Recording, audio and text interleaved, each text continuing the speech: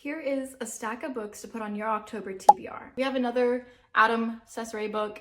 This is Clown in the Cornfield. I am currently reading this book. I'm having a great time. It's giving like Stephen King vibes of like It and Children of the Corn, and those are my favorite like horror movies and books to read during this time. And it's like putting a new spin on it because it's like current time. There's social media, there's kids that the adults are trying to get because of social media and everything that's going wrong in this town. So I'm really enjoying this. This also just had a movie that comes out with it, and it has, I think, 2 more books in this series.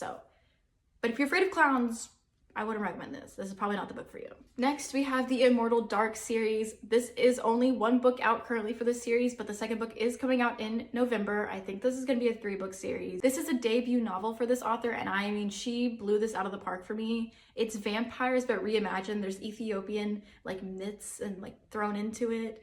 It's such a cool book. I mean, and especially if you just want a nice addition of a book and vampire stuff, like it's stunning, it's beautiful. There's a university, there's houses, there's vampires trying to live with the humans and them having to do this university and learn, and they have to pass this to get into the house, and she's trying to find her sister. And the romance part of this book, I mean, when I say enemies to lovers, I mean like enemies. They're not even really lovers, they're just really just enemies. But they learn to live with each other and kind of help each other out in this book. But her house vampire is who she's up against, who she thinks kidnapped or maybe killed her sister. And lastly, we have the Revenant Games duology. If you want some vampire witchy reads, this is for you. It's compared to the Hunger Games. There is a games, but I wouldn't compare this to the Hunger Games. In this world, there are humans who are on the lower rank, witches and vampires that kind of overrule the whole entire kingdom. And they are up against each other, and each year they hold a games where you can either play for the witch or the vampire side. The vampires will grant you immortality, and the witches will bring someone back to life for you.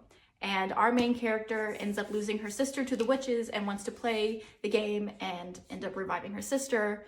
But her best friend, who also was best friends with her sister, ends up dying. So now they're playing both sides and trying to capture a vampire and a witch to get both prizes. And when she enters the vampire kingdom, her vampire capture, it seems a little bit too easy for her. He's kind of like willingly wanting to die, and yet he's one of the higher ranking vampires. So we're trying to figure out what's up with him. Why is this kind of easy for her? And, you know, just a new interesting kind of YA vampire witch series.